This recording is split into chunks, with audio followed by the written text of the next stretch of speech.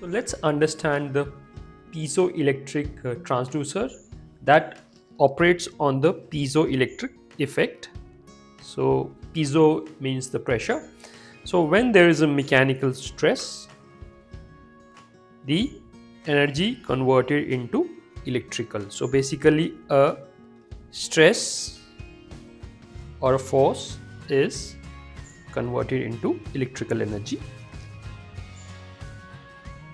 So piezoelectric is a very good simple exercise and simple STEM activity for the students to understand the function of the piezoelectric material. They can go through the theory because there is a lot of theory on the web. So basically it's like a quartz. As soon as we are going to press it, the electricity is going to generate it. But sometimes it's very tricky. You have to press it like a multiple time, tick tick tick. Then there is a very slight voltage on the across the LED. So I have made this like a little soldering practice, as I always say that soldering is very essential to understand the STEM.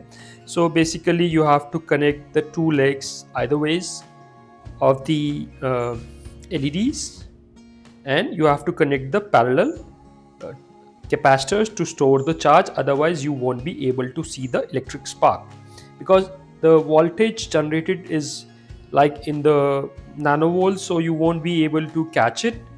So the capacitors, I have used the 10 nanofarad capacitance. This is a 10 nanofarad capacitor, all right. And the LED, any LED, 5 mm. The less voltage LED is quite effective, so try to get that one or this basic LED. I made an extension also to make it more uh, so that I can store the charge. So basically I have made one more LED here, so that the charge would be stored in this. So you can try working this way also, like this,